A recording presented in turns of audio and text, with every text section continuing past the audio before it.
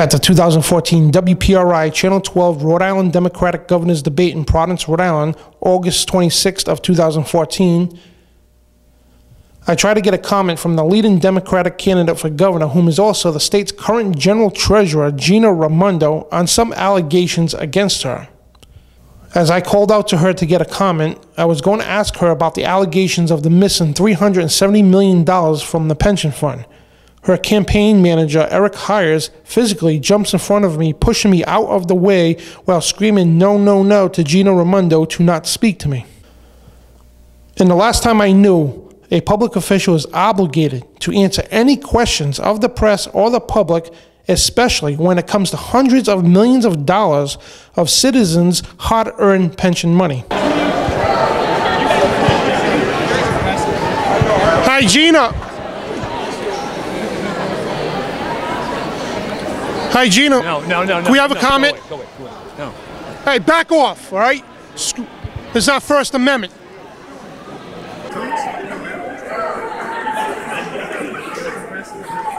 Hi, Gina. Hi, Gina. No. Can we have a comment? Hey, back off, all right? Go. This is our First Amendment. Hey, Gina.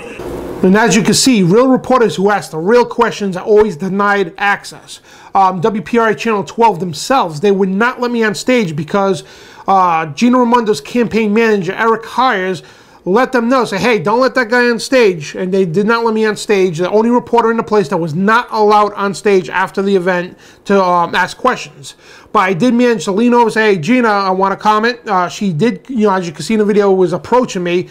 And Eric Hyers abruptly pushes me out of the way and goes, no, Gina, no, because we don't want real reporters asking you real questions. Now, Eric Hyers, he knows exactly who I am. Reporter for Infowars.com and TruthRadioShow.com and several other news sources in Rhode Island, such as Impacto Hispano newspaper and such.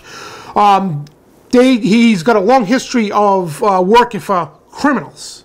He was a campaign manager for many politicians through the years, even a controversial Congressman David Cicilline from Rhode Island.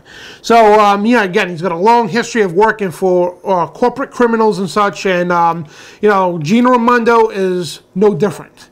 And the thing is, I want to talk to you people out there to explain what Gina Raimondo is, who Gina Raimondo is, and who and what Gina Raimondo works for, and what she's about.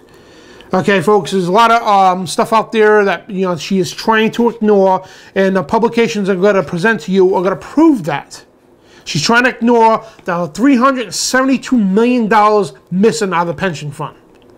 $372 million is a lot of money, folks. Besides our last several criminal presidents, the Bushes, the Obamas, the Clintons, who've all destroyed our economy and misused our money in some which way or fashion. But besides that, this is probably the most single biggest robbery in political history, other than the president. $372 million out of the Rhode Island taxpayers' pension fund.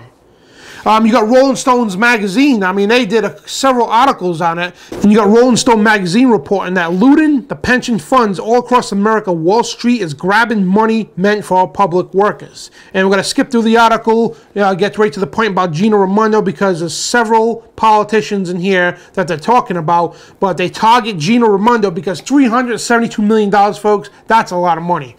And the state of Rhode Island took a bold action to avert what is called its own looming pension crisis, led by the newly elected treasurer, Gina Raimondo, the ambitious 42-year-old Rhodes Scholar and former venture capitalist. The state declared war on public pensions, ramming through its ingenious in this new law called the Rhode Island Retirement Security Act of 2011. Her plan would later be hailed as the most comprehensive pension reform ever implemented. Soon she was being talked about as a probable candidate for Rhode Island's 2014 governor's race. By 2013, Raimondo had raised more than $2 million, a staggering sum for a still undeclared candidate in a dumb-sized state. Donors from Wall Street like Goldman Sachs, Bain Capital, and JP Morgan showered her with money, with more than $247,000 coming from New York contributors alone. And the article goes on to say one of her key supporters was billionaire former Enron executive John Arnold. Nor did anyone know the part of Raimondo's strategy for saving money involved handing more than $1 billion, 14% of the state fund, to hedge funds, including a trio of well-known New York-based funds, corporate criminals here. Dan Loeb's Third Point Capital was given $66 million. Ken Garshina's Mason Capital got $64 million, and $70 million went to Paul Singer's Elliott Management. Now, folks, that's a lot of money. I mean, that's to corporate interest groups, a bunch of criminals. They finance all the criminal politicians across the country. And it doesn't stop there. You got International Business Times reporting Rhode Island has lost $372 million as state shifted pension cash to Wall Street. And yes, she's got huge ties to Wall Street as well. And as Rhode Island General Treasurer Gina Raimondo promotes her 2014 campaign for governor, she touts her supposed success in putting her state's pension fund on firmer financial ground. The message has helped Raimondo surge to a lead in the polls, as reported by WPRI. What she fails to mention, though, is that the returns from her investment strategy have been far less beneficial for state pensioners than for the Wall Street firms now managing a growing share of Rhode Island's money. And it's just discussed. And then they go on to talk about the gap between Rhode Island's returns and median returns occurred as Raimondo spearheaded a plan to invest more public money with high-fee money managers under the direction at the State Investment Commission. The Rhode Island pension system has ramped up its investments in hedge funds, private equity, and venture capital from zero to almost $2 billion, or more than 1/4 of its assets under management. The New York Times reported, had Rhode Island pension funds followed the median public pensions return rate, the state would have earned an additional $378 million in returns, International Business Times reports. And as you can see in the chart here, these are the opportunities lost for Rhode Island, thanks to Gina Raimondo. And as you can see, in 2014 here alone, $171 million. That's a lot of money, folks. And they talk about the high fees associated with those alternative investments cost Rhode Island $70 million in 2013 alone, the Providence Journal reported. And by way of comparison, $372 million represents more than 1/2 of the entire annual budget of the state's largest city, Providence. And groups back in Raimondo had received over $100,000 in donations from hedge fund manager Arnold. The Providence Journal said Raimondo herself has raised more than $500,000 since 2009 from those affiliated with the financial industry. Raimondo has also recently tried to block the release of public records about the pension system's relationship with Wall Street firms, citing a desire to minimize attention around hedge fund managers' compensation. So, folks, I mean, like, she's trying to sidestep the whole issue about the hedge funds, about the pension funds and all that. She don't want the public to know that. That's why her campaign manager, Eric Hyers, deliberately blocked me from asking her people or her herself, Gina Raimondo, any important questions about this crisis here. And then, folks, this is huge. I mean, you don't understand, $372 million. That is, I mean, you comprehend what that is? That's a little over $250 million, folks. And you got DailyChaos.com reporting Angel Tavares, who's the current mayor of Providence, Rhode Island. He's also running as a Democratic candidate for governor against Gina Raimondo. He keeps on hitting Gina Raimondo over the ties to Wall Street. And through the article here, we're going to skim right through. Tavares tied the statement that his campaign issued on Monday to Raimondo's answer to a question posed to her during last week's debate on a public radio show. And Raimondo was asked whether hundreds of thousands of dollars of campaign contributions she had received from financial services industry was a problem. The treasurer simply responded, "Campaigns are expensive," according to a statement issued by Tavares' campaign.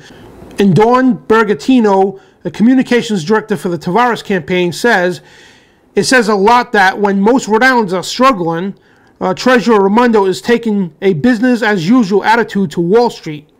And her campaign is bankrolled by Wall Street," says the Providence Journal. And I mean, all the ties are there, folks. I mean, all the evidence. And they go on to say also that we have a hedge fund billionaire and Wall Street titans who are spending big money to prop up Treasurer's political fortunes. Clearly, they think Treasurer Raimondo is a good investment, says Bergantino. While Raimondo may not see the problem, the voters of Rhode Island do. And that's Go Local Providence, and that was from July 14th. And, you know, it doesn't stop there, folks. Is purely unconstitutional. Not only, you know, not just the fact that she just blew away $374 million, and that's only on record, folks. This girl's had private investments. I'm going to try to get the details on that, for some ties in Africa. We're going to try to get the documentation on that. So I'm not going to put that on record as a fact, but when we get the documentation, we're going to come out with more information about her. This girl is evil to the core, folks, and if you think it stops there, she's 100% anti-constitutional.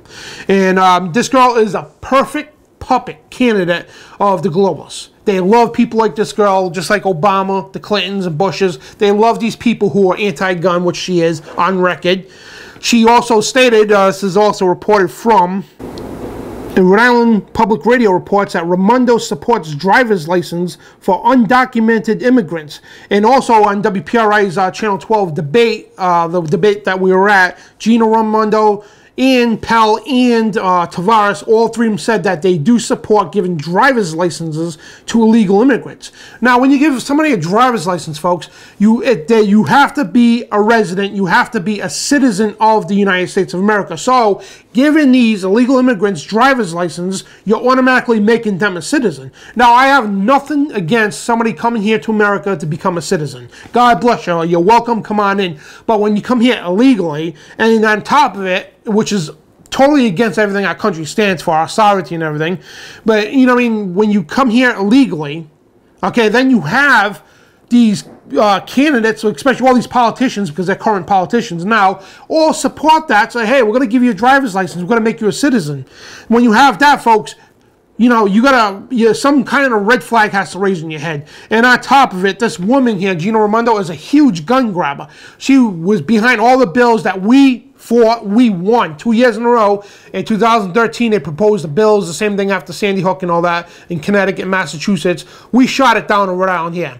And in 2014, you had a lot of senators who were trying to push these bills, 7 different bills, gun control bills, and we shot every single one of them down. Huge victories we're having, folks.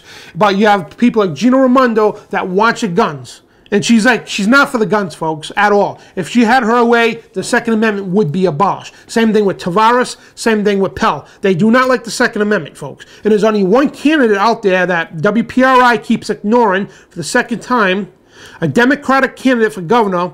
He's the only one that's returned from 2012.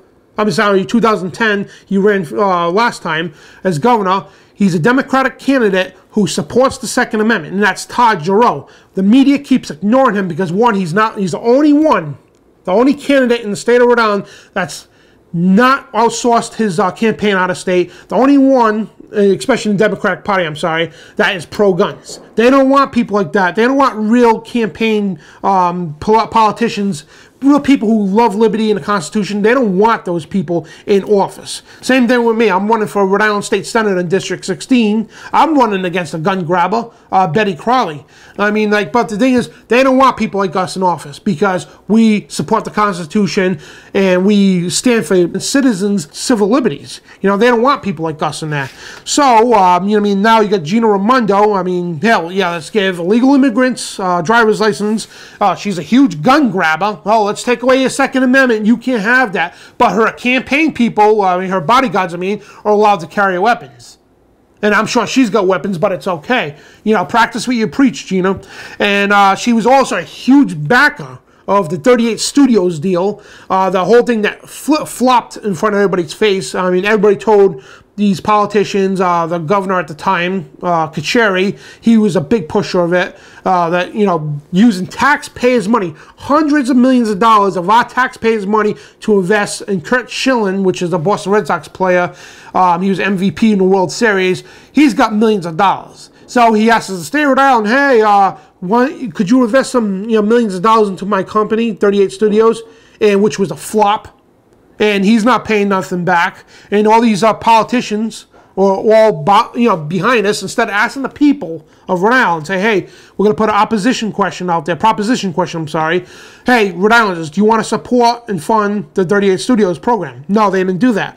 The politicians should be, or every one of them should be arrested, because when you invest that much money, it's not up to the politicians. It's supposed to be a proposition question to the people, us, that pay those taxes. That's our money, not yours, scumbags. Okay, the thing is, we got to stop people like this, okay? People like Gina Raimondo, okay? That loves to invest your money into corporate finance companies backed by tons and tons of corporate interest criminal groups of Wall Street and such. Folks, we need to put a stop to this. I mean, I'm not Republican, I'm not Democrat. And if you're a Democrat or Republican and you're for the Constitution, the Bill of Rights, you're doing a good thing, I'll support you.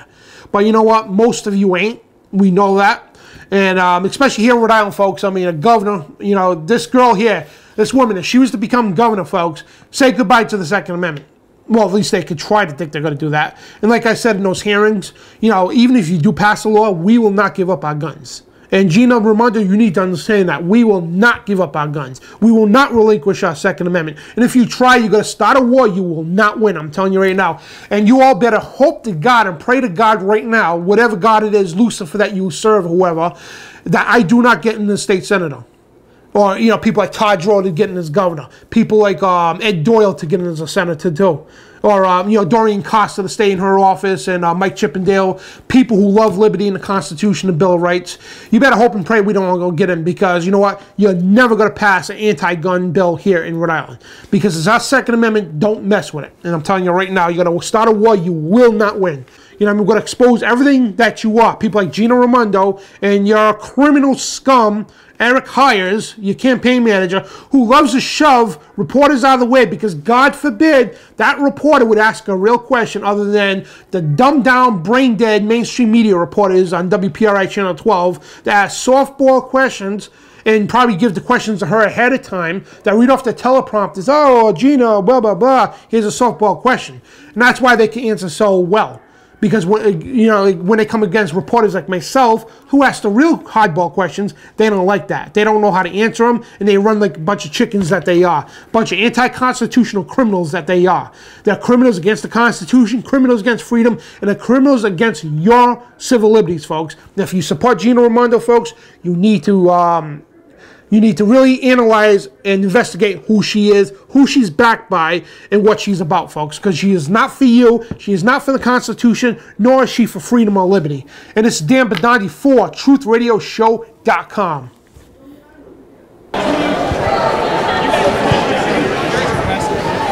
Hi, Gina. Hi, Gina. No. Can we have a comment? Go away. No. Hey, back off, all right? This is our First Amendment.